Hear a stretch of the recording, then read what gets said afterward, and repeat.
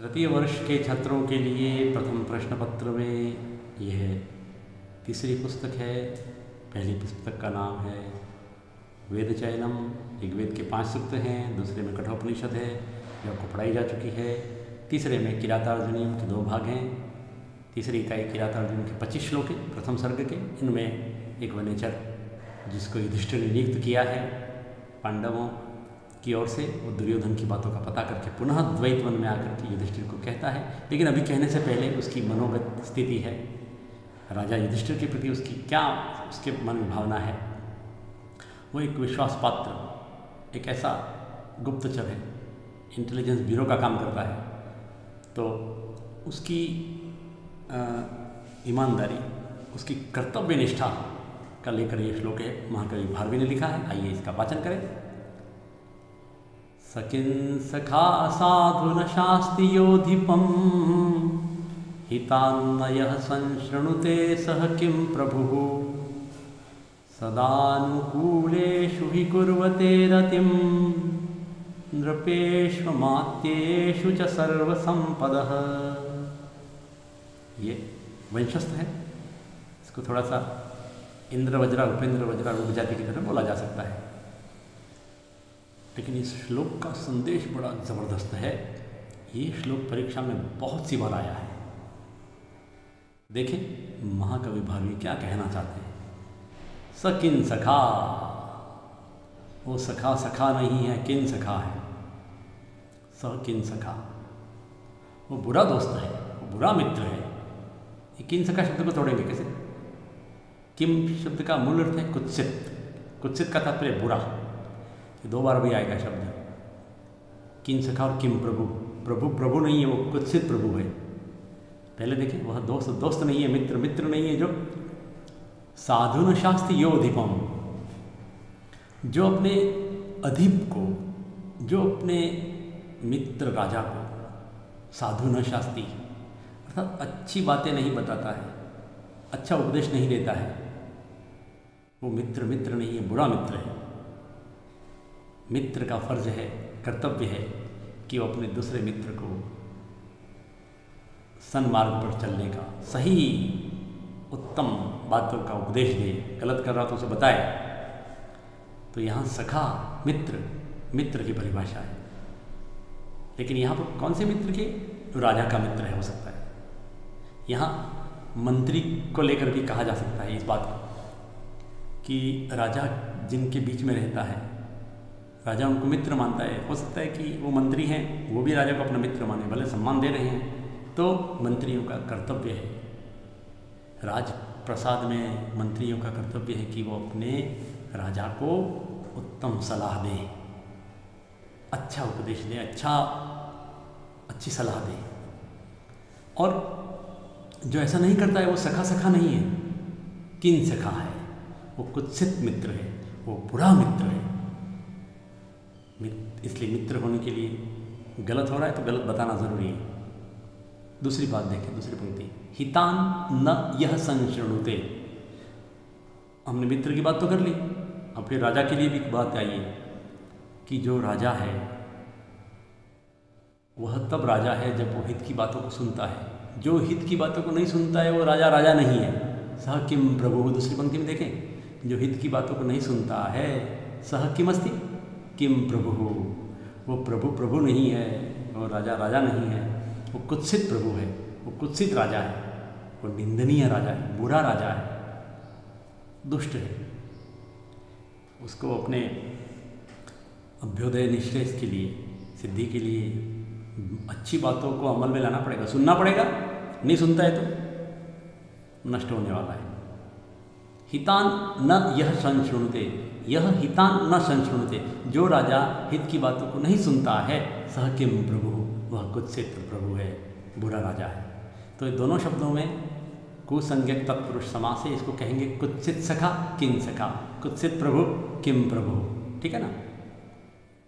तीसरी चौथी पंक्ति में अर्थांतर न्यास है, अर्थांतर हो गया।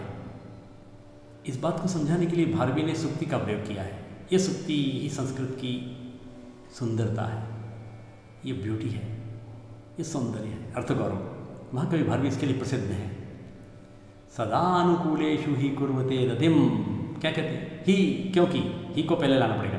ही सदानुकूलेषु केषु नृपेषु अमात्येषु च। नृपों और अमात्यों में, मैंने शुरू प्रारंभ में कह दिया, ये श्लोक राजनीति के संदर्भ में है। तो एक मत में रहने वाले, अनुकूल रहने वाले राजाओं और अमात्य गणों में, अमात्य मंत्री होते हैं, तो राजाओं नृपेषु अमात्येषु, यण संधि हुई है, नृपेषु अमात्येषु हो गया, नृपेष्वमात्येषु, अमात्य मंत्रियों में, राजाओं और मंत्रियों में, कौन से राजाओं मंत्रियों में? अनुकूलेषु नृपेषु अमात्येषु, अनुकूल रहने वाले, एक मत में रहने वाले राजाओं और मंत्रियों में सर्वसंपदः रतिम कुर्वते, सभी संपत्तियां प्रेम करती हैं। कितनी बढ़िया बात है। एक मत में रहने वाले, अनुकूल रहने वाले राजाओं और मंत्रियों में सभी संपत्तियां, समृद्धियां स्नेह करती हैं, प्रेम करती हैं। अर्थात वो राज्य तरक्की कर प्राप्त करता है, अभ्युदय प्राप्त करता है, उन्नति प्राप्त करता है। और जहाँ ऐसा नहीं है वो क्या होगा? अगर प्रतिकूल है तो मंत्री अलग, राजा अलग, लड़ा रहे हैं, कलह है, तो क्या होगा? विघटन हो जाएगा राज्य का। इसको राजनीति के संदर्भ में देखें और परिवार के संदर्भ में भी देखें। एक छोटा सा परिवार है, उसमें सब अलग अलग बातें करते हैं, मुंडे मुंडे मतिन भिन्ना, कोई किसी की बात नहीं मानता है, वो परिवार टूट जाएगा। जहाँ परिवार में एकता है, अनुकूलता है, एक दूसरे की बात मानते हैं, वो परिवार तरक्की करता है, आगे बढ़ता है। और जहाँ प्रतिकूलता है, कोई किसी की बात नहीं मानता है, वहाँ पर विपत्तियाँ मंडराती हैं, आपत्तियाँ उसके ऊपर आ जाती हैं, उस परिवार पर संपत्तियों की बजाय विपत्तियाँ उसको घेर लेती हैं। इसलिए इस बात को लेकर के रामचरितमानस में गोस्वामी तुलसीदास जी ने सुंदरकांड में कहा है कि जहाँ सुमतितः संपत्ति नाना, जहाँ कुमतितः विपत्ति निदाना। कितनी बढ़िया बात है। ये विभीषण जब रावण को समझाता है ना, तब ये बात आती है। विभीषण माल्यवत भी समझाता, हनुमान जी भी समझाते हैं रावण को, सीता को वापस लौटा दीजिए और अपने पिता पुलस्त्य ऋषि की परंपरा उज्ज्वल यश को बनाए रखो। कितनी महान बात है सुंदरकांड की। परिवार में, समाज में एक व्यक्ति ऐसा घिनौना काम कर देता है तो उसके पूर्वजों का सब किया कराया धुल जाता है, बदनाम हो जाता है पूरा वंश, परिवार में पूरा वंश बदनाम हो जाता है। अनुकूल रहना बहुत ज़रूरी है। इस श्लोक को देखें आप, इसका यही कंटेंट है इसका। ये संदर्भ प्रसंग, अन्वय,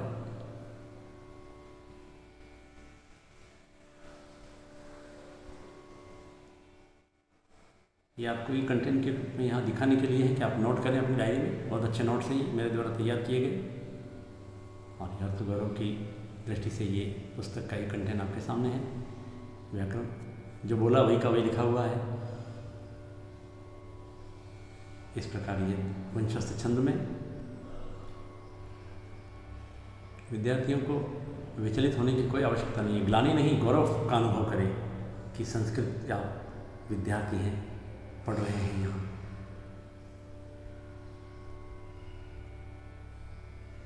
अब हम आगे बढ़ते हैं। हमने इससे पहले चौथा श्लोक देखा था, क्रिया से युक्त इंद्र, यहाँ भी सुक्ति आई थी, पांचवें में सुक्ति आई है, अब छठे में वनेचर की क्या भावना है, यहाँ वो कहना, युधिष्ठिर के प्रति अपनी बात कहना प्रारंभ करता है। तो उसकी विनयशीलता यहाँ दिख रही है। वो कहता है कि निसर्ग दुर्बोधमबोध विप्लवाः क्व भूपतीनां चरितं क्वजन्थवः तवानुभावोऽयं वेदियन्मया निगूढतत्त्वं नयवर्त्म विद्विषाम्। ये श्लोक भी वंशस्थ में ही है, सभी वंशस्थ में। 12-12 अक्षर हैं, 4 पंक्तियाँ हैं। किसी श्लोक में 2 वाक्य आएंगे, किसी में 3 वाक्य आएंगे, किसी में 1 ही वाक्य आएगा। आप उस आशय को, संदेश को, अभिप्राय को समझें। पहले शब्द देखें, निसर्ग, प्रकृति। निसर्ग यानी प्रकृति। प्रकृति से ही दुर्बोधम, दुर्बोध को आसानी से जानने योग्य नहीं होता है। बोध माने आसान, पता चलना, लेकिन दुर्बोधम नहीं पता किया जा सकता है। ये राजाओं का चरित्र होता है। उसके बिल्कुल नीचे वाला शब्द देखें, को भूतपति नाम निसर्ग दुर्बोधम चरितम। कहाँ तो राजाओं का प्रकृति से ही, स्वभाव से ही बड़ी कठिनाई से जाने जाने वाला स्वभाव, चरित्र। राजाओं का चरित्र कैसे जाने? राजमहल में एंट्री मिले तो जानेंगे। सामान्य व्यक्ति को राष्ट्रपति भवन या प्रधानमंत्री भवन में जाने मिलता है क्या? नहीं जाने मिलता है। बाहर से देख सकते हो आप। हम महलों में कैसे उनके राष्ट्रपति भवन में या प्रधानमंत्री भवन में वो कैसे उठते बैठते हैं, कैसे काम उनका अपना दिनचर्या है, वो कैसे काम निपटाते हैं, ये आम व्यक्ति के बस की बात नहीं है।